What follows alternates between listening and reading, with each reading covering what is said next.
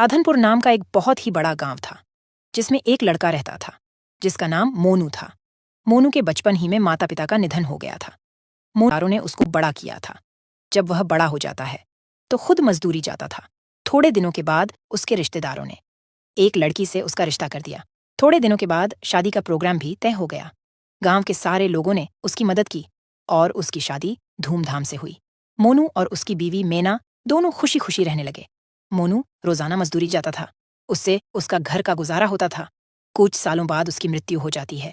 उसकी एक लड़की और एक लड़का था। लड़की 12 साल की थी और लड़का 8 साल का था।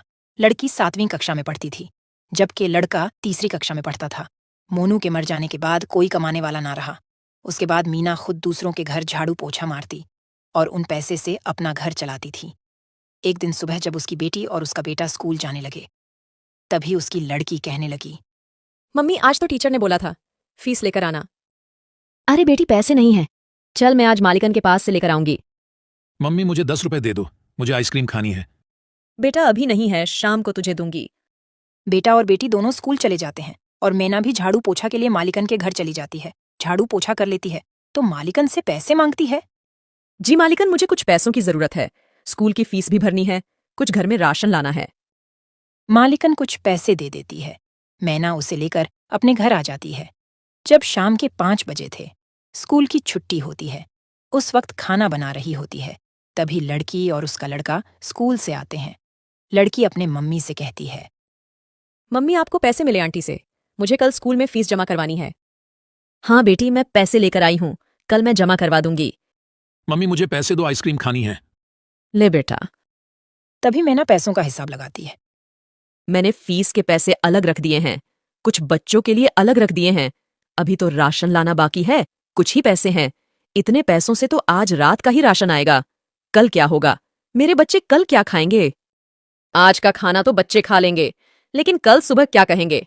चलो ऐसा करती हूँ, आज मैं रात को नहीं खाऊंगी और इस खाने को सुबह में कुछ पानी डाल दूंगी, तो सुबह बच्चे खाकर स्कूल चले जाएंगे। महेश, रीना, आओ बच्चों, चलो खाना खा लो। मम्मी आ गए हम। दोनों खाने के लिए बैठ जाते हैं। माँ क्या बनाया है? जो भी बनाया है खा लो, क्योंकि आज राशन खत्म हो गया है। दोनों खाना खाने लगते हैं। अरे माँ आप भी खा लो।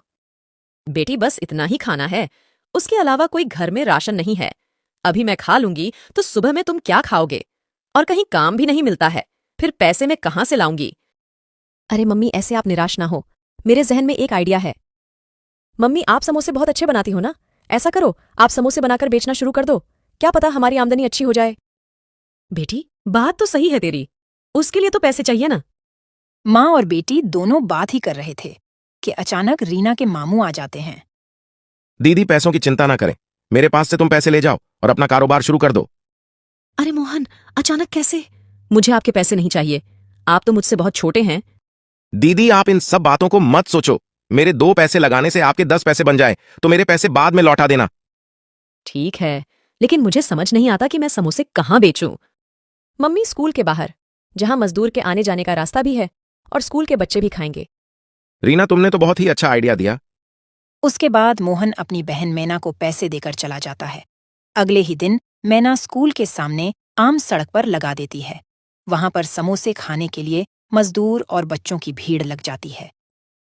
आंटी, समोसे की खुशबू तो बहुत ही अच्छी आ रही है, मुझे भी समोसे की प्लेट दो ना। हाँ ले बहन। अरे वाह, तुम्हारे समोसे तो बहुत स्वादिष्ट है, ऐसा समोसा तो कभी नहीं खाया, एक प्लेट और दे दो। मैना उसको दूसरी प्लेट भी देती है। पहले ही दिन मैना के हाथ के समोसे खाकर लोगों की भीड़ लग जाती है। रात होते होते सारे समोसे बिक जाते हैं। ऐसे ही चलता रहा। आहिस्ता आहिस्ता मैना के समोसे मशहूर हो जाते हैं। दूर दूर से लोग समोसा खाने के लिए मैना के थैले के पास आते थे और मैना के घर की हालत भी अच्छी हो जाती है। रीना भी छुट्टी के बाद अपनी मम्मी के हाथ बटाती थी। एक रात मैना अपने घर पर पैसे गिन रही थी, तभी कहने लगी, मुझे हैरानी होती है, एक दिन मैं 1000 रुपये लगाकर शुरू किया था, आज दिन के 15,000 दिन के कमाती हूँ। मैं अपने भाई को डबल पैसे वापस दूंगी और इन पैसों से अपने बच्चों का भविष्य बनाऊंगी। अगले दिन फिर समोसे लेकर बेचने निकल जाती है। शाम होते होते सारे समोसे बिक जाते हैं। तभी रीना कहती है, मम्मी आज भी बहुत बिक्री हुई है, इन पैसों को क्या करोगे? तभी वह दोनों रोड पर से बातें करते हुए घर की तरफ जा रहे थे। तभी एक तेज रफ्तार ट्रक आ रहा था, जिसने उन दोनों को कुचल डाला। उसी वक्त वह दोनों दम तोड़ देते हैं। अधूरी इच्छा होने की वजह से वो दोनों चुड़ैल बन जाते हैं। अरे मेरे महेश का क्या होगा? अभी तो बहुत छोटा है, उसकी देखभाल कौन करेगा? अम्मी, अब हमारा घर कैसे चलेगा? हमें कुछ करना पड़ेगा।